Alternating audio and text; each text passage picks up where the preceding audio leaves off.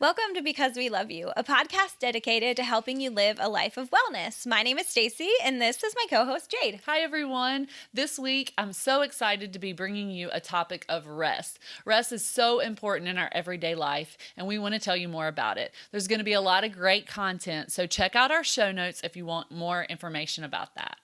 Also, if you want to follow us, you can on Instagram, Facebook, or YouTube, and you can even listen on Apple Podcasts.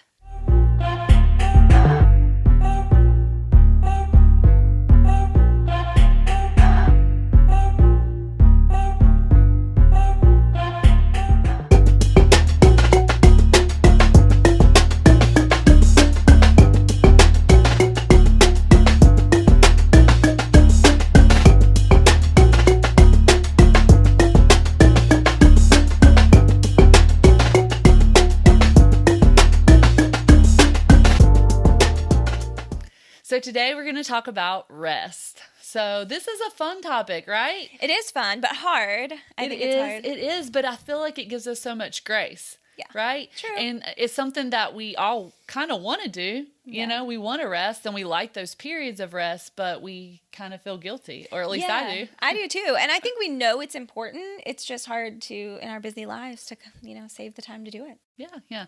I think the world, though, sometimes makes us feel a little guilty for that rest because we look and we see so many people doing more things than us or accomplishing more. Yeah. And so it prevents us from saying, oh, well, they must not be resting. Yeah. When in reality, they might be resting, but they just might be more productive. Yeah. And I think we idolize busyness in our culture. Like that's... people use it almost as a way to brag, right? Like, oh, worked another 60-hour work week and different things like that, right? And we see that as a sign of being productive and we associate it with success. But I think research is showing, and I think even in our gut, we know that that's just not a sustainable lifestyle, and it's certainly not good for us. Certainly not our best lives when all we're doing is working, right? Exactly. Tell me about rest in your life. Like, what does it look like, and what have been your struggles? Yeah. So, I mean, I like to rest. It's very hard for me. You mentioned guilt, and I think that I've just always been a guilty person. Like I feel a lot of guilt, a lot of stress, a lot of negative emotion like that. Like that's natural for me. So it is hard for me to rest. Like, I think of all of the things that I should be doing all of the time. Mm-hmm. It's also weird because I have a job, of course, at a university, and it's a weird schedule to have where it's on, off, and then off, right? Like we are working all day, every day, and, on weekends, and I'm grading late nights, and then, switching to a break, like a month off at Christmas, right? And of course, we're never truly off because then I feel like, well, now is when I should be focusing on research and writing and, in the summer, of course, often I still work, teach, or, have other obligations, but it's slower. And so it's just hard for me to go back and forth. It's hard for you to get into a schedule of rest. Yes, and it's almost like you get really good and healthy in your downtimes. And then that's you're just back to like, I joke with you all the time, back to like work. Yeah. You say I'm your favorite, right, in the summer because I can prioritize rest a little more. Yeah. What about you?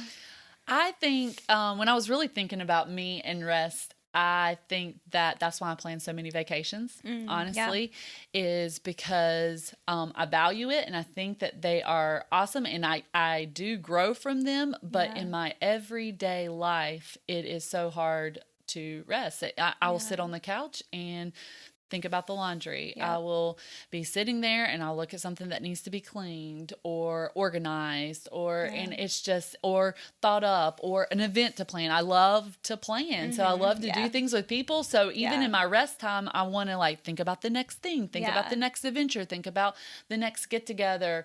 And so often it's just hard just to sit there and do that. So I think what I've taken from this is I'm going to be working more on my day-to-day rest, still planning trips, mind you. Because that's kind of rest for you, right? I mean, you enjoy it. Of It's fun. course, of course. Yeah. And when I look back over my life, I realized that in these moments of going to the beach regularly, I've gained so much more. I've gained so much more strength. And I think one thing that I'd like everyone to know is in our rest, when we create spaces of rest, I really believe that it brings clarity to our vision and it allows us a catalyst for change. Yeah, that's really good. Yes, I've seen that, and so many times. I remember a specific time when I just graduated PA school, and I went to the beach, and I was sitting there on the beach, and I was like, "What's my next step? Like, what do I want my life to look like? What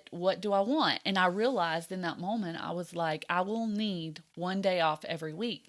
And it was the moment of rest, the space that I created, that I was allowed to make that change that I've kept in even till today. 10 years later, I've never given up. Now, has there been temptation? Yes. Money temptation, coworker temptation. Why don't you work a little more? Why don't you do this? But it was something that I solidified very early on that would be my cap. And I think I'm healthier for that. And I'm so glad I took the space to do that. Yeah. And that also reminds me of just the pandemic in general and kind of forcing us all to slow down and to rest. You know, everyone kind of backed off work for a while, worked from home. Our kids were home. We couldn't go anywhere. We couldn't do anything. And I think that was a time of rest. Of course, it was still stressful, a high stress period. So that's, kind of a different situation. But I think it kind of forced a lot of people to reassess their priorities, right? It gave us time to slow down. I know that my husband and I, we were always so busy, right? We did all the things, like worked full time, super involved in church, volunteered in the community. Our kids were involved in sports and all of these different things. And when all of that was taken away, we were very careful now about reintroducing things. Now I feel like if they're each doing one thing, it's like, why? Wait, we're used to just like sitting in our driveway, hanging out every day of the week, and now we have to go somewhere.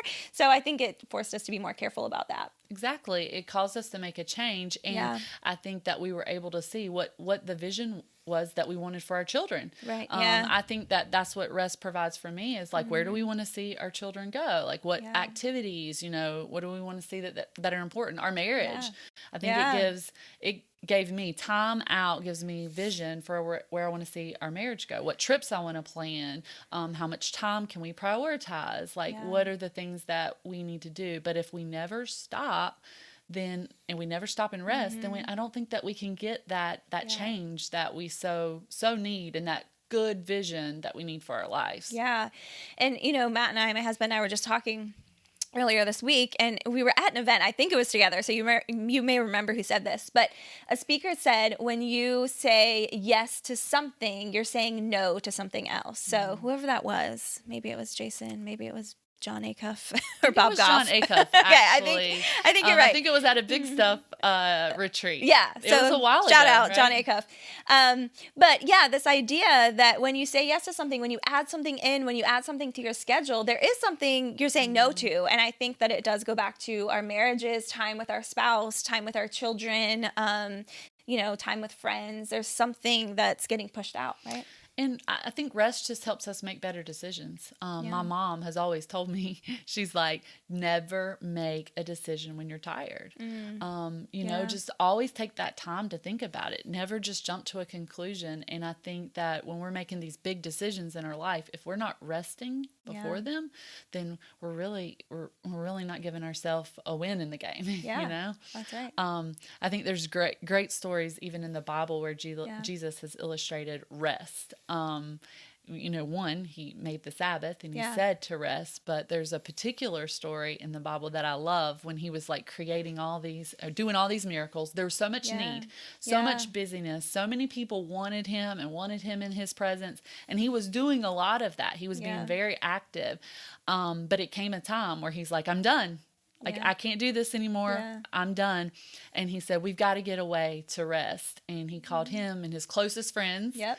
So I think sometimes rest can be with our friends. Yeah, absolutely. Right? Absolutely. You know, rest doesn't mean isolation. Yeah. It just means to stop and recover our strength, So he had to recover his strength in that boat, and he slept. Yeah, and I think I like what you said, that there was, you know, this idea that there was still work to be done. You don't work until it's done necessarily, but you work until you need rest, right? Mm-hmm. Prioritize. Yeah. Whenever I'm teaching new PA students, sometimes I'm like, the work is endless, and it will be there. I said, you have to prioritize the most important thing, accomplish it, work really hard, get that done. But when you leave and be done and rest and be with your family and do those things, because if not, you will just burn out. Yeah, absolutely.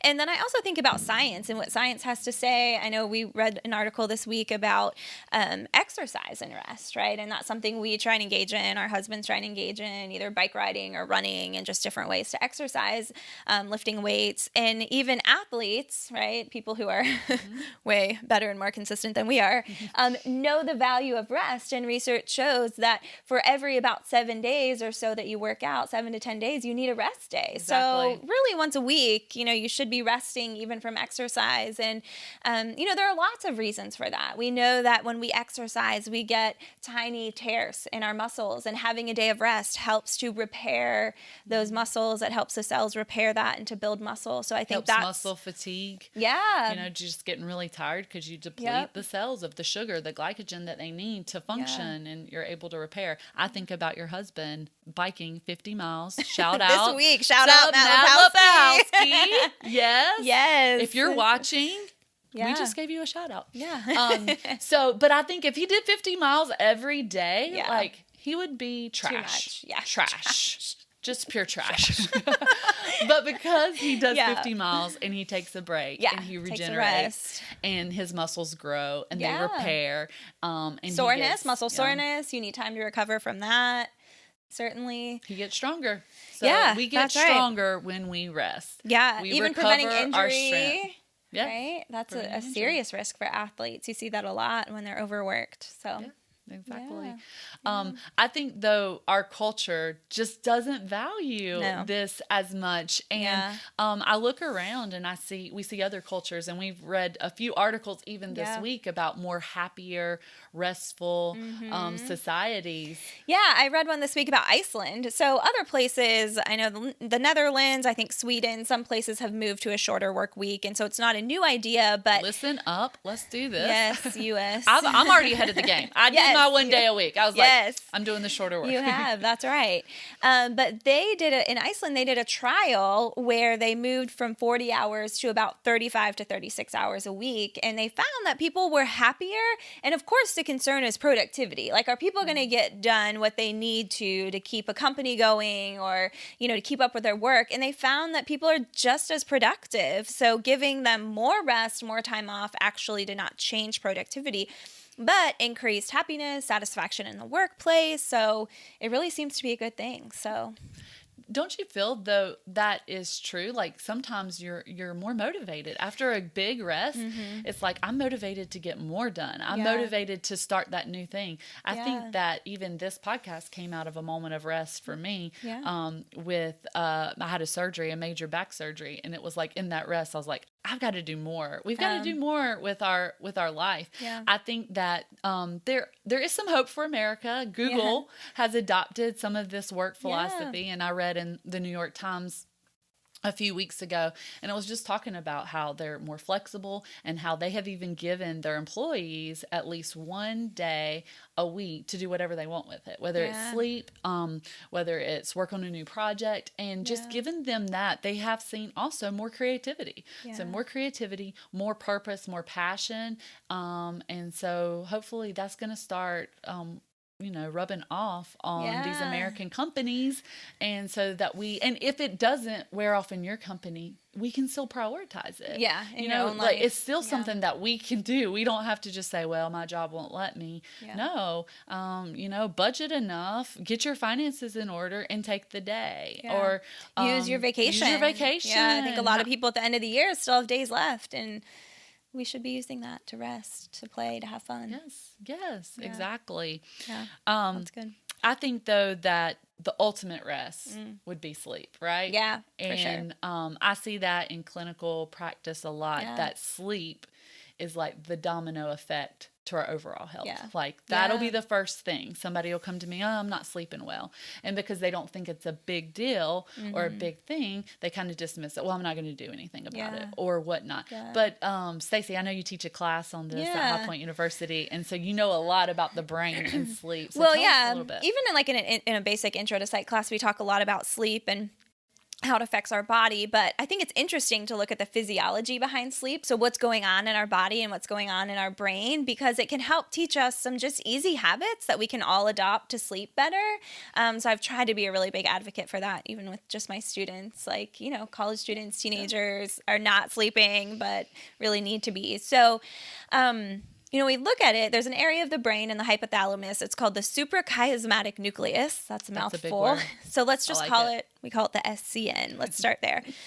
So this SCN is light sensitive, okay? So we know that sleep is very rhythmic, or should be. We have a 24-hour sleep-wake cycle, a circadian rhythm, all things you've probably heard of before. Just means that, several hours out of every day we should be sleeping, right? There are certain hours we should be awake and certain hours that we should be sleeping. And this is controlled by this area in the brain called the SCN. And when there's light flooding in, right, it helps us stay awake and feel alert. But in the dark, in low levels of light, the SCN tells this other gland called our pineal gland to start producing melatonin. Now, that's a word probably most of us have heard now, because it's a common thing for people to take melatonin now to help with sleep, to give to our sleep kids. issues. Yeah, people give it to their children and different things like that. But it's something that our body naturally makes, and it's based on light. That's why, we people push like room darkening shades, because in the middle of the summer when it's 9 o'clock at night and it's still light out and your 5-year-old's like, it's daytime, I don't want to go to bed, right? We need to trick their brains into producing melatonin so that they feel sleepy. And so that's why being in a dark room often makes us feel tired. So it's interesting that light is such an important thing. And we think about things like, I think about, very exciting that we have artificial light. It's been very helpful in a lot of ways, but it's totally messed up our sleep cycles. Now people can work all night if they want to. I mean, there was a time and day where there was a candle that lit a very small diameter of space. And when the candle went out, you really just couldn't be effective. So you lay down, you sleep, you rest. And so they probably were much more rested. But they also got up with the sun, which is super interesting too, getting up much earlier as soon as the sun shone, where we find our kids and ourselves sleeping much later, because of cultural. So light's huge, but I also think there are a lot of other things related to that, like serotonin levels. We know that's a chemical in the brain. It makes us feel good. That's a big one. It accumulates through the day and helps us feel restful at night. Things like body temperature. That will be important when we talk about tips later, but at night our body temperature drops, usually about a couple degrees. And so that makes us feel tired. That's why in the morning when you wake up, sometimes you feel so hot. It's preparing your body to wake up. One of the tips and trips that we give for sleep is putting your air condition down, making sure that the environment is cooler. Make sure you're not going to bed sweating. That's good. Sleeping in a cool room. Also, foods have a lot to do with our sleep, and medicines. So that those all are very impactful if we're going to sleep or if we're not going to sleep. Yeah, and can really interfere with that rhythm. Yeah. So how do we know? I know in my clinical practice, we use the Epworth sleepiness scale a lot. So what do you use in psychology? What are they teaching? So what I've heard, Dr. James Moss, he used to be at Cornell, but is a big advocate for sleep, has a basically a sleep deprivation questionnaire, and it has the version that I've seen has about 15 items, and it has questions like, and think at home how many of these apply to you. So things like, do you have dark circles under your eyes? That's a big one. Do you fall asleep watching TV? That's a common one. Do you fall asleep within a few minutes of laying down? Do you fall asleep while riding in the car? Do you feel sleepy or tired most of the day? So things like that. Do you need an alarm clock to wake up? And I know most of us are relying on those. And so there's 15 items. Those are just a few samples. But if you say yes to at least 3, only 3, they would say that you're probably sleep deprived. So I would say most of us are functioning at a level where we're sleep deprived. The CDC says that at least a third of Americans are not getting the recommended rest. So and we know most of you out there probably, or many of you, are sleep deprived. I'm guilty. Yeah, you don't like sleep. That's a big one. We were just talking about that on a walk recently. Just never felt like I needed a lot of it, and I just don't enjoy. But also, I do fall asleep very fast whenever I lay down. So it's not that I can't. It's just that I want to do more. I want to you don't be want to more. miss out. I have a lot of FOMO, and we know this. So if there's anything going on, whether it's with something my husband's doing, or something even my parents might be doing downstairs, or a show to catch up on, so we can talk about it later. It's just that does kind of that gathers my attention a lot more than sleep and rest. So this has been very insightful for me, and even helping my husband with this, because there have been my husband definitely struggles with going to bed and sleep and prioritizing that. So I'm sure we're going to have both tests on the show notes. That you guys can take. The Epworth test, it's if you score 10 or greater, that you probably have some level of daytime sleepiness that shows that you're sleep deprived. And there's tons of different sleep diagnoses. So the most common one is insomnia, but there can be other things that kind of prevent you from sleep, like restless leg, that and just movements at night that kind of keep you from sleep, and then other more in-depth sleep disorders. But sleep apnea is a huge one that I actually see. I bet. We see that a lot in clinical practice, that people are like, I'm so tired. And then we do a sleep study, and they have sleep apnea, and a CPAP machine that is used to treat it just makes all the difference in the world. Yeah, and I think sleep apnea is interesting. I've read a lot about that, and just how my dad has sleep apnea and uses a CPAP machine, and that's been so helpful in helping him get good rest. But this idea that usually it's a spouse or a partner that catches it, because it often sounds just like snoring. It's just like, oh gosh, my spouse snores so loud and that's so annoying. But it's actually that they stop breathing, and you stop breathing hundreds of times. It can be hundreds of times a night.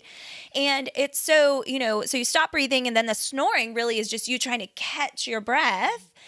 And then the interesting part is that in the morning, you don't remember that, because those awakenings are so brief that you don't remember all of that. And so you just can't really place it. So sometimes it can be hard to catch, but it's super dangerous. It is. And, sleep is a time of regeneration. So we think we are resting, but our brain is not. Our brain is going through these sleep cycles. So these moments where we're stop breathing, oxygen decreases, and sometimes that's just the case. Is like we'll see that people are statting, their oxygen saturations are going down to like 70% at night when they're laying there, so their brain's not getting adequate oxygen, but it's also disrupting the sleep cycle, so that they're not fully able to transition and keep going through those sleep cycles, so they wake up exhausted. And I think that's why these are some of the physical effects that we see when people are not sleeping. And probably one of the biggest one is obesity, and it's like, which came first, the chicken or the egg? But did people gain weight and then sleep apnea occur, or did sleep apnea start and people gain weight? But we know that when we are not sleeping, we release this this hormone called cortisol. And cortisol, I like to tell patients, it's like a natural prednisone, you know? So if you've ever been on prednisone, you know how that jacks you up. Yeah. But that's what your body's doing. It's jacking you up. And we know that cortisol and prednisone, your sugar levels rise. So it increases diabetes. And then we know that even when we're tired, we eat more, right? Yeah. And then we have extra cortisol. So we eat even more. So we gain this weight, which makes the sleep apnea worse, and then makes your sleep worse. It's just this effect. And one of the most interesting things is when we have this natural cortisol in us, our immune systems are trash. Just like Matt would be trash if he did not take his rest day. Our immune systems are trash. So it's all linked. So we have too much cortisol. We're almost immunocompromised at this point. And then we're not resting, so our brains aren't regenerating. It's just the domino vicious cycle, effect, the vicious cycle of not sleeping. Yeah. And it's not even just physical things. There's so many physical things that happen with a lack of sleep, but also cognitive things as well. Like you said, interfering with like REM sleep, that's very important for like memory. So students out there, all-nighters are a terrible idea, actually. I mean, you probably know that, but we need sleep to help consolidate memory. My YOLO says at least do a few in your lifetime. I mean, you've got to experience Not for learning, though. Bad for learning. Yeah, for fun. Okay. Do them in the summer, okay? Yes. They're fun. Don't stay up all night and study for a test. It's not going to work out. So memory, we know, and of course you know this when you're tired. Concentration, your focus is gone. You can't, your attention, it affects all of those things. I saw an interesting stat from AAA where they actually believe that about 1 in 6 car accidents are due to drowsy driving.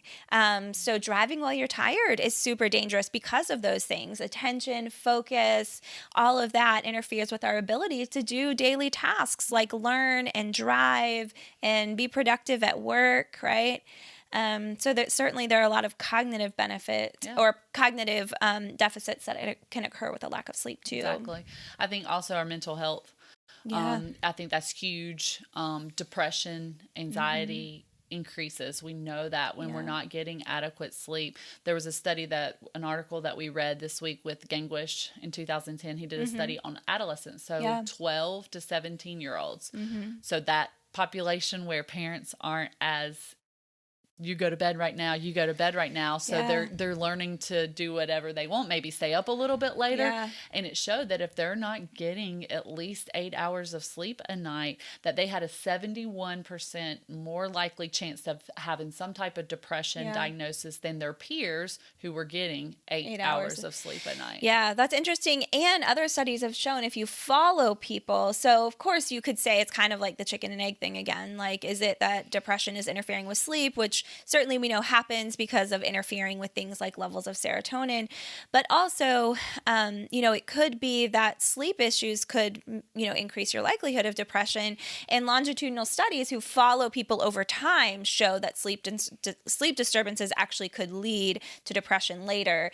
So it seems that maybe there's some evidence that, sleep is interfering with that. So, and that's why it's so important that not everybody has clinical depression. There are some situational things, and then there's so many things that we just do in our everyday healthy life that could actually improve mental health, which we know is a worldwide crisis. 1 in 4 people are struggling with some form of that, but could sleep be a key to 25, 30, 40% of that. Yeah. Also, to go back to teens, though, one thing I think is interesting to note is that their levels of melatonin rise at a different time than children. So, if you look at kids, they get tired earlier in the night. And parents, it may drive you crazy if you have teenagers like, I can't get them to go to sleep. Well, they're not tired yet. Their cycles are not the same. Those rhythms are not the same. So that's actually a normal change that we see in the teenage years. The other kind of applied issue here is thinking about school start times. If you're a school administrator, really it's our teenagers who should be starting last. And in many places, high schools start first, right? Which doesn't make sense because our teens can't go to bed earlier, or it's very hard for them to because their bodies are not ready, but then they're forced to get up early. And it's just leading to this terrible cycle of sleepiness in our school teens. system did actually make that change a few years ago, which is Yeah. hard for parents and drop off. Yeah. But it is nice that they're recognizing that they're actually going to be more productive and they're going to do a lot better being at school at 9:00 than our younger kids that are there at 7:20. Right. 7:20 starting. Our kids get up at like 6:15. They catch the bus at 6:40. That's early. But our teenagers definitely shouldn't be doing that. Yes. I think it's important to note that there are treatments for sleep disorders and sleep issues. And a lot of them are medications. They're when we think about it, probably the first one that people do try, and usually by the time they see me, they've at least tried melatonin. Yeah.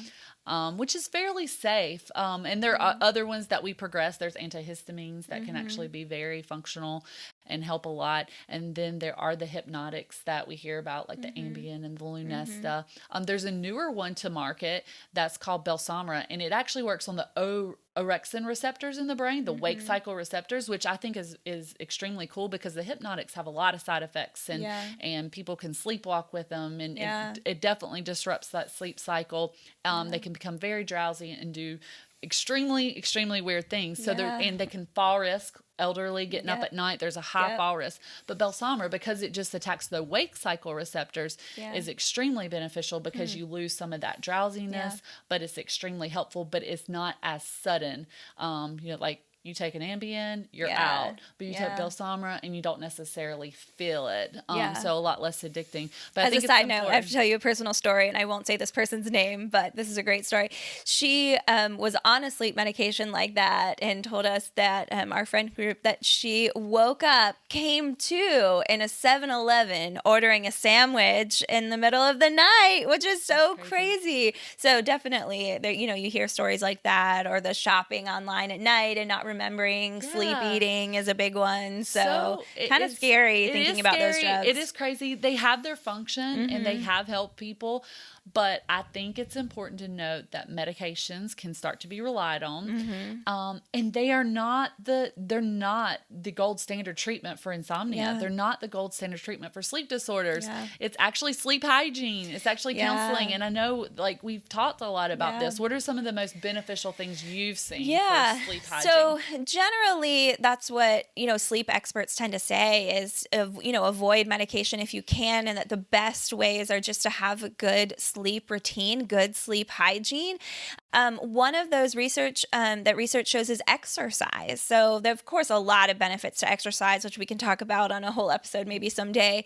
But research shows that if you engage in aerobic exercise for at least 30 minutes a day.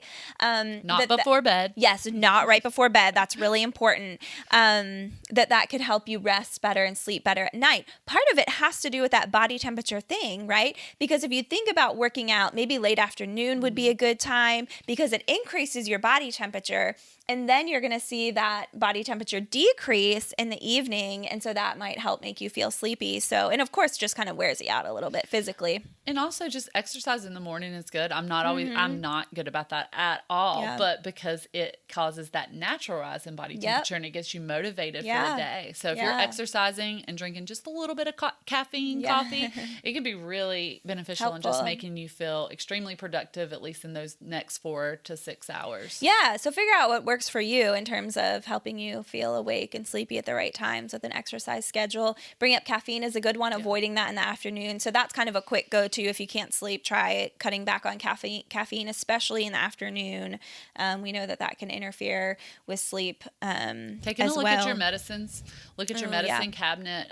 It's huge that there are a lot of medicines that just interact with those. And they're kind of common medicines, even like beta blockers and blood pressure pills and things like that can really start to disturb your sleep. Antidepressants like the SSRIs, because we know that serotonin has a lot to do with going to sleep. They can sometimes improve it. I will sometimes tell people, take it at night and see if it kind of helps you go to sleep. But it also can make them worse or create other disturbances, like you've even seen personally with dreams. Like they make your dreams a little more. And we know that dreams happen in that REM sleep. So there probably is some correlation to that. Yeah. And I think this sounds like very cheesy, but an easy thing too is just a bedtime routine. Like we think about that with our children, right? That every night we kind of have a set time and things that we do, like it's bath time and then read a book. And we know that helps our children. But as adults, we don't do those things. So what's something that helps you relax? Maybe it's journaling or reading, probably not screens, but something that helps you relax, having a routine, also having a set bedtime and wake time. I think what we fall in the habit of, especially as like working moms with a lot going on, is this we kind of have a routine during the week and then try and sleep in on the weekends, stay up late because we want to hang out with friends and have fun. Or I think you hear a lot about this now, like that revenge bedtime where you put your kids to bed and you're like, I just want, even though I'm tired and want to go to sleep, like I just want to binge a Netflix show, or I just want to have time to be by myself and drink a cup of tea or something like that. Like, you know, you stay up late just to have that moment of peace and quiet. So, but, you know, we accumulate sleep debts over the week, and you can't just make up for that on the weekend. So I read something just this week showing that if you even miss 1 hour, or you, you know, have 1 hour less than the recommended sleep during the week each night, that adds up to missing, like having one all-nighter. Yeah. So it adds up. You know, we think an hour is not a big deal, but it accumulates, and our bodies know, our brains know. I think something else that's interesting, and I've seen a lot of sleep specialists talk about this, is a lot of times we'll go lay in bed, but we won't fall asleep. Yeah. And when that happens, that's terrible. And they actually, so don't lay there for 30 minutes to an hour thinking, I can't sleep. Do something. At least try to be productive. Now, don't grab your phone, probably not, because that's going to give you light, and light's going to stimulate the opposite of what you want. But read, or take a bath, or you know, do something relaxing in the dark, but don't just lay there. Because there was one particular patient, and he documented that she had almost 14 hours of trying to sleep. Oh my goodness. And like, those moments are so frustrating when you think about that, when you're laying there and can't sleep. 14 hours of that. Wow. Yeah. So the suggestion is, pick that time, 7 hours before you want to wake up, and lay in bed. And if you don't, get back up and do something else, and then lay back down again. Because we really ultimately want to be falling asleep 10 to 20 minutes after we lay down. So that's the goal. And that's like where we would consider healthy sleep. Yeah. And lastly, I would say, as we think about that, you know, wanting to fall asleep fast, setting ourselves up for success by creating a room that is helpful for sleep patterns. So it should be cool, as we talked about, probably clean and organized. Trying to fall asleep probably in a messy room is going to stress you out, stresses most people out. Have it relaxing. What's something that calms you down? Fans, white noise, they can actually be very beneficial. Absolutely. Apps, some type of like somebody talking to you in a calm voice. Those all can be very, very, very helpful. Not working in bed. I think saving the bed as a place that's for rest is good. That's hard. Then we associate it with sleep. We all do it occasionally. Yeah. But have to be like, nope, it's not time for that. Yeah. I think what this episode in particular, and just talking about rest and sleep, we all have work to do. Like, it is we can all do something better. It is very apparent that none of us have this together. Yeah. I think that if we all took the test, anybody, we would be like, wow, there's some sleep deprivation here. So I think that we have a big challenge for you to do this week, right? So, what I found, so when we're doing all of this research, it's really cool when things align. And so what we would read the Google article, and the Google article said that with their employees, they allow 1 rest day per week. And then we started reading about the body, and scientists say at least 1 rest day physically, whenever you're trying to train for something, whether you're just trying to be in physical shape, at least 1 rest day. And then God's word, you know, it says, remember the Sabbath and keep it holy, 1 rest day. And isn't it so cool? God told us that before all the other people, but sometimes we need them all aligning together to know this is no coincidence. This is no coincidence. We need rest. So your challenge this week is to pick that one day that you prioritize it and rest, and see what happens. See if your vision gets clarified. See if you come up with some change in your life. So we want to hear about both. We want to hear about what you did on your rest day, and we also want to hear about, did anything cool happen? Did you get any clarity? Did you make any changes? So I'm looking forward to hearing all your responses. That's right. So do it. Rest, sleep, use some of our sleep tips. We will try and work on those things too and be better about sleep hygiene. If you have any specific questions, also definitely reach out. We would love to answer those questions, because why do we do this? Because we love you.